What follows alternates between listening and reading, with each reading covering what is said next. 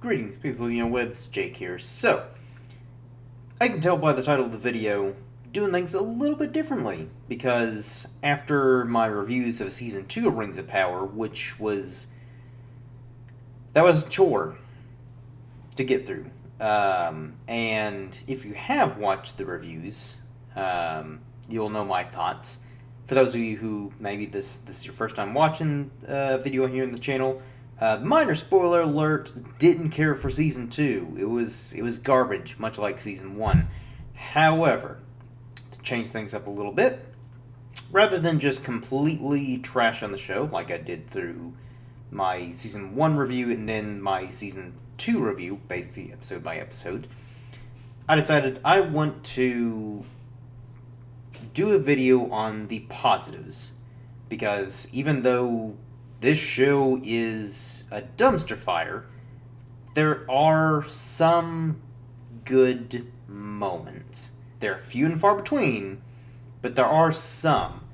And so I wanted to kind of dedicate a video to the few good things to guys kind of counterbalance the bad, because there's so much bad.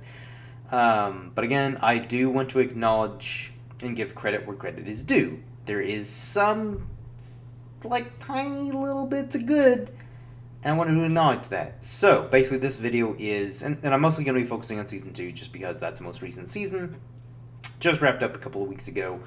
But, so all that out of the way, let's get into this. Now, Season 2... Again, just quick recap for those of you who haven't watched my the videos in Season 2. In my opinion, I think it's a little bit worse than Season 1 purely because they had 2 whole years to basically take constructive criticism, stuff that didn't work, which there's a lot that didn't work in Season 1. But even being generous and not taking in all the negativity that so many people gave for Season 1. But even still, there are some critics who were a bit more positive, but still gave some constructive criticism. So all that to say, the 2 whole years to basically take all that criticism, constructive, not necessarily all the people who were just, trash on the show, because there was a lot, but just people who were like, hey, there's potential here. Let's build off of this kind of shaky foundation and let's improve. So instead of doing that and listening to constructive criticism, they were like, nah, we're good. We're just not gonna listen to anything and double down. And that's why I think Season 2 is actually worse, even though maybe on a technical level it's better, not by much, but maybe better than Season 1. But for me personally, it's worse purely because they had 2 whole years to improve and didn't. So, again, now that that's out of the way, I do want to actually acknowledge the good in this show.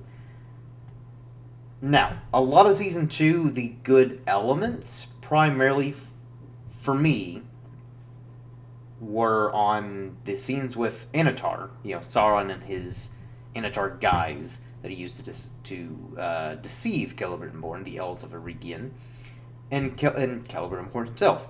A lot of those scenes, now, with the caveat being that I don't like the execution of a lot of those scenes, but in principle, I do like a lot of those scenes.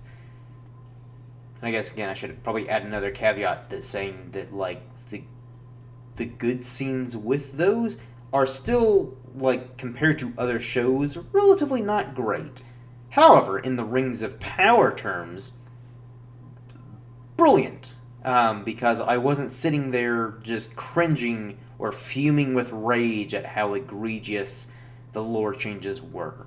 Because, good God, this show is just riddled with lore changes. And again, a lot of them unnecessary lore changes, but I'm gonna try and not go on a side tangent, because I went on so many of those during the reviews, which you can review.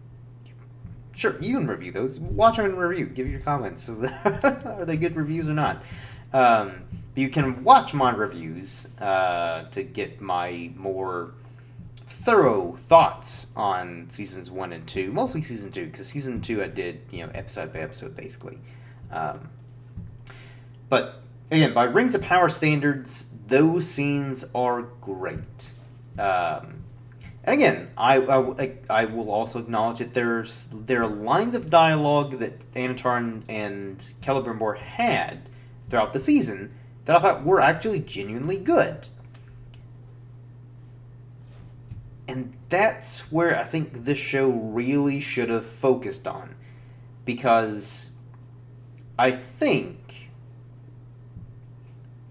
and part of it too is because some of the stuff with Anatol and Celebrimbor was actually more or less lore accurate. Again, they still took some creative liberties, fair enough. But overall, there is a lot more actual adherence to the lore and to the canon of Tolkien. Unlike probably 90% of this show.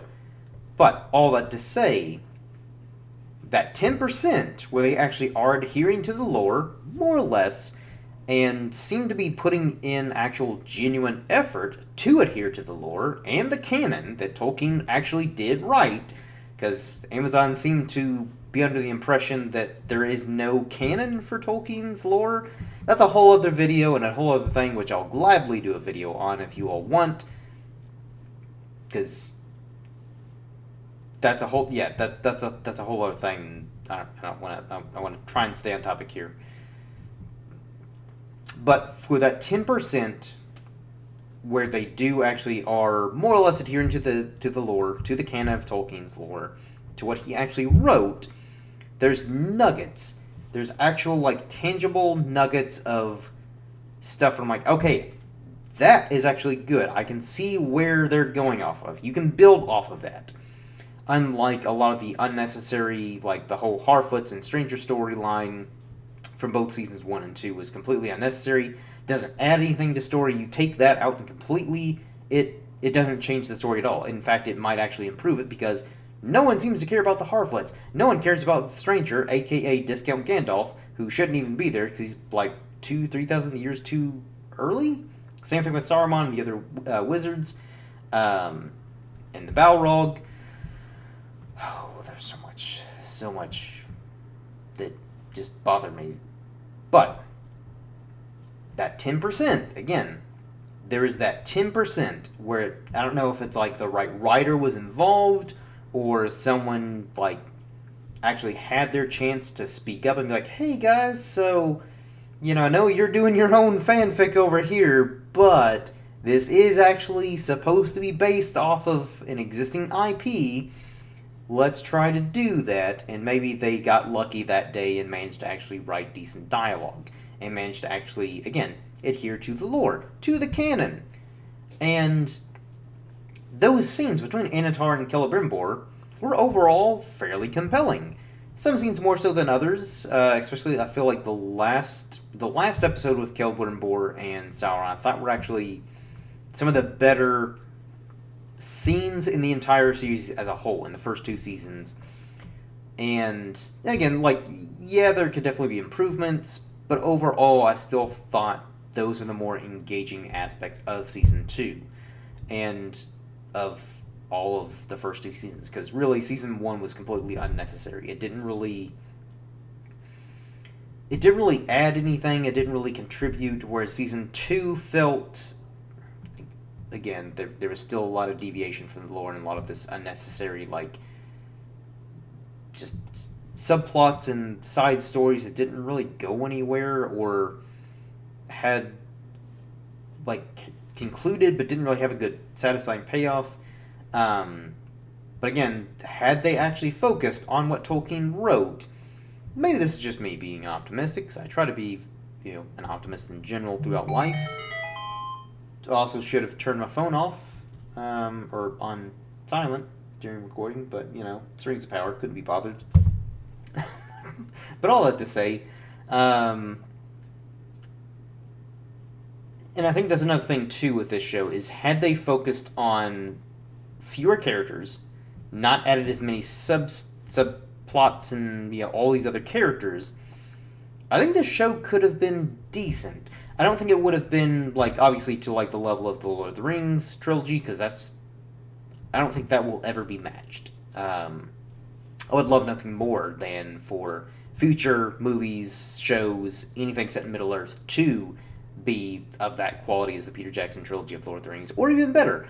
I just don't think realistically we're ever going to see anything like that ever again. That was lightning in a bottle. All the more reason to cherish those movies and rewatch them extended editions every year like I do. But I do honestly think that had they decided to focus on the actual events of the Second Age, even with condensing the timeline a little bit, because I do understand that, because again, even with the Peter Jackson trilogy, they condense the timeline, because once Gandalf leaves the Shire after, Bilbo disappears, or, uses the ring to disappear, there's like a 17-year gap between when Gandalf returns to the Shire and the actual events of the Lord of the Rings takes place.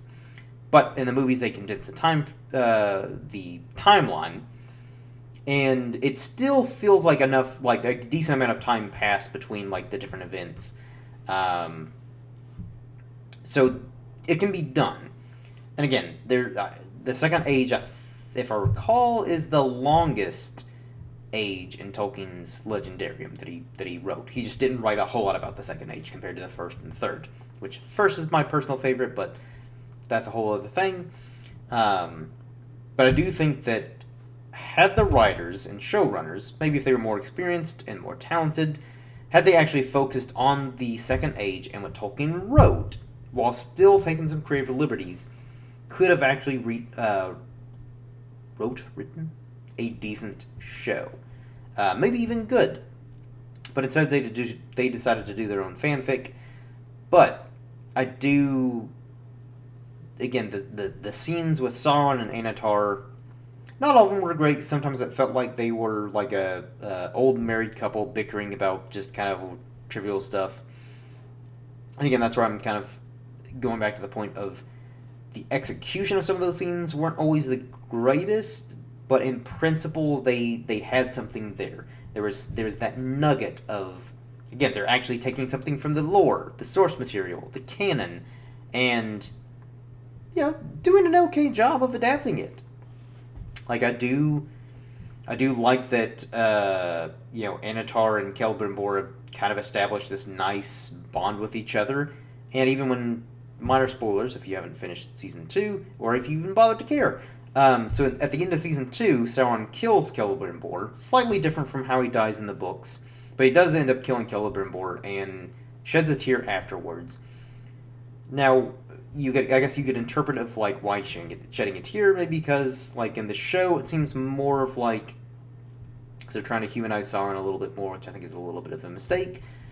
But to me, I interpret it more of like Sauron isn't shedding a tear out of compassion, but more of because Celebrimbor is he's the sheer talent of Celebrimbor. Sauron, even in the lore, could not have forged the Rings of Power without Celebrimbor's knowledge. And so that's how I interpreted that scene. May not have been their intention, because again, they seemed dead set on humanizing Sauron, and again, I think that's a mistake. Same thing with humanizing the orcs. It's an interesting idea, and there is precedent in that in Tolkien's works, that like Sauron had considered like repenting, and the orcs weren't inherently evil, but I just don't think that necessarily works for this narrative. Just have them be evil. Have them, especially Sauron, have Sauron relishing in being evil. That's what that character should be in this show. Not trying to humanize him, not trying to make him sympathetic. This man should just be relishing in being evil and be like, yes, I'm the bad guy, and it's amazing. And worship me because I'm evil. That should be how Sauron is in his, even in his deceptive form as Anatar. And had they focused on that and less of like these subplots, because again, they still could have told a little bit of like the Numenor storyline and a little bit of like the dwarves. Just cut out the whole origins of Mithril because that was completely unnecessary. Mithril's just it's a metal. That's all it is. There's no necessarily like inherently like magical qualities about it. It's just a really nifty metal that you can do a lot of stuff with. But for whatever reason, this show decided, let's add the origins to Mithril. A question that is best left unanswered. And again, that's another beauty with Tolkien's work too, is there's a lot of stuff that Tolkien intentionally left ambiguous because he also understood that, like, yeah, some things don't need an answer, like Tom Bombadil. That's what makes that character so compelling, is you don't know who or what Tom Bombadil is. And of course, this show is just kind of like, oh hey, let's do Tom Bombadil, but not really. And so I think had this show, I think had they primarily focused on like the elves, at least for the first two seasons. Again, maybe pepper in a little bit of like the Númenóreans and the dwarves, but primarily focused on the elves. And they didn't even have to use like Galadriel and Elrond as our main characters, but just focused on the elves as a whole for those first couple seasons, and then build up like Númenor, then build up like Khazad-dûm and the dwarves, and again, it's another one of those things where I think the idea and the conception of like the Southland storyline in season 1 could have been more promising had it been executed better, but overall is just unnecessary and didn't really contribute much. And so, yeah, if they cut about half of like the subplots and characters from this show, we might actually be looking at a decent series, possibly even good, dare I say. Might be pushing it, but there's to me there was enough nuggets, and not necessarily with like the writing, but clearly someone knew like deep cut references to the lore.